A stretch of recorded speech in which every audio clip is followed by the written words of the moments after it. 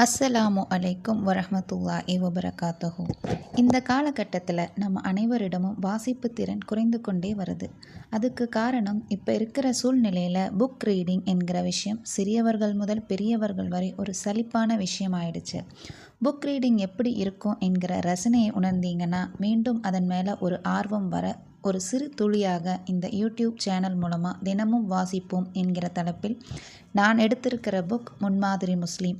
இன்ஷா அல்லாஹ் இறைவன் நாடிய அனைவருக்கும் இதன் மூலம் புக் ரீடிங் மேலே ஒரு ஆர்வம் வரும் என்பதை முழுமையாக நம்பி இந்த புத்தகத்தை வாசிக்க தொடங்குகிறேன். இதன் மூலம் சிலருக்கு நல்ல தலைப்புள்ள புத்தகங்களை வாசிக்கும் பழக்கம் அதிகரிக்கும்னு நம்புகிறேன். இந்த நூலில் உள்ள பதிப்புரையை முதல்ல வாசிச்சிடலாம். இஸ்லாம் ஒரு இறை மார்க்கமாகும். ஏகத்துவம் இதன் அடிப்படையாகும். வணக்க வழிபாடுகள் சமூக நட்பண்புகளும் இதில் ஒருங்கிணைக்கப்பட்டுள்ளன. உலக மதங்களில் கூறப்பட்டுள்ள நன்மைகள் அனைத்தும் முழுமையாக இஸ்லாமில் கூறப்பட்டுள்ளன. மனிதனில் வாழ்க்கைக்கு அவசியமான எந்த ஒரு வழிகாட்டுதலையும் இஸ்லாம் விட்டுவிடவில்லை. இஸ்லாமின் இறுதி தூதர் முஹம்மது ஸல்லல்லாஹு அலைஹி வஸல்லம் அவர்கள் இம்மார்க்கத்தை தனது வாழ்வில் கடைபிடித்ததுடன் இதை பின்பற்றும் ஒரு சிறந்த சமுதாயத்தையும் உருவாக்கி காண்பித்தார்கள். அச்சமுதாயம் வாழ்வின் எல்லா நிலைகளிலும் இஸ்லாம் ஒன்றையே தனக்கு வழிகாட்டியாக எடுத்துக்கொண்டு முழு உலகத்திற்கும் ஒரு முன்மாதிரி சமுதாயமாக விளங்கியது.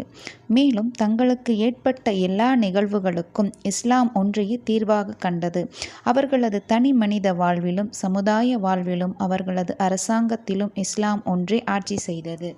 படிப்பறிவில்லாமல் கால்நடை மேய்ப்பவர்களாக, வியாபாரிகளாக, விவசாயிகளாக இருந்த ஒரு சமுதாயம் உலகத்தை ஆட்சி செய்து உலக மக்களுக்கு பகுத்தறிவு என்ற பிரகாசத்தை வழங்கி நேர்வழி காட்டியது. அந்த சமுதாயம் முன்னேற்றமடைய காரணம் அது பின்பற்ற இஸ்லாம் ஒன்றே என்பதை சிந்திப்போர் அறிந்து கொள்ளலாம். அல்லாஹ் நாடாமல் எவரும் நன்மை செய்ய முடியாது.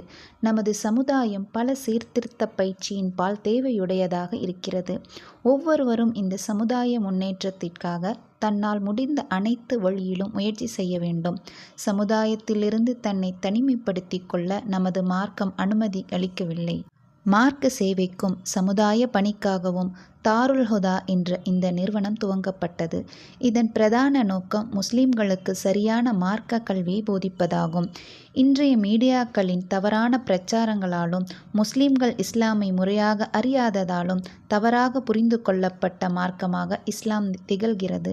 நடுநிலையுடன் ஆராய்ந்து இஸ்லாமை அதன் தூய வடிவில் விளங்கி ஏற்றுக்கொண்டால் மட்டுமே மனிதகுலம் நேர்வழி அடைந்து நிம்மதியும் சுபிட்சமும் பெற்று திகழ முடியும். அந்த இலக்கை நோக்கிய சிறு முயற்சியே இந்நூல். இன்னும் அருமையான வரிகளுடன் அடுத்த வீடியோவில் வாசிப்போம். பாரக்கல்லாஹு ஃபீக்கும்.